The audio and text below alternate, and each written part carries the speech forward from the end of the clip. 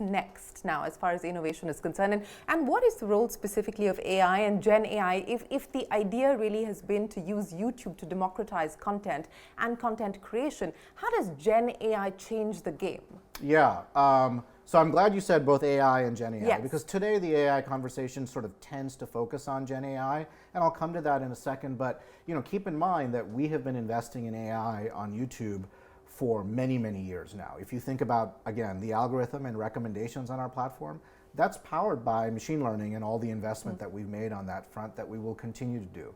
Everything that we do from a responsibility standpoint in terms of protecting our ecosystem, the 2 billion users that come to the platform, that's also a big investment in AI. But the generative AI piece, I think, is really interesting. Again, back to something that you said at the very beginning, which is YouTube really does sit at the nexus of creativity and media on the one hand, and technology on the other. And so I view our unique position in this generative Gen AI revolution as connecting those two spheres, creativity and technology. And so what does that mean? Well, it means, at least from my perspective, that everything that we're going to be doing as it relates to generative AI is going to be in service of our creators. Okay. Meaning that they're going to be tools, never replacing our creators. And because augmenting, essentially. Yeah, because I've seen there's two things that I know are true every time there's like a really sort of big technology revolution, at least in the creative space. One is we all as human beings are really interested in stories of other human beings. And so our creators are always going to be front and center in this new world. But I also know that these tools can lead to new sets of opportunities that we can't even imagine today. So our investment is sort of squarely on thinking about generative AI as a set of tools for our creators. And again, here I think India has been leading the way. So we've created a standalone app called YouTube Create. It is a creation app. And it is an app that we are going to infuse with generative AI capabilities to help creators produce content on their mobile phones.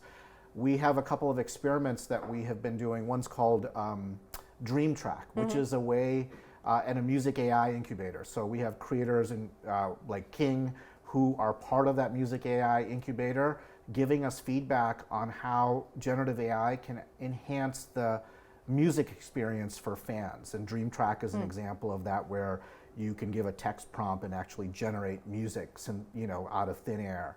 Dreamscreen is another version of a product where now if you're a creator and you say something like, give me, a background with, India Gate and clouds in the background that are, XYZ color, it can generate that in a matter of seconds that previously might have taken that creator maybe a day or at least several hours to produce using a set of tools. And so that's what I mean. It's like allowing our creators to do something much more efficiently than they otherwise wouldn't, or allowing an entirely new class of creators to do something that would have been impossible before.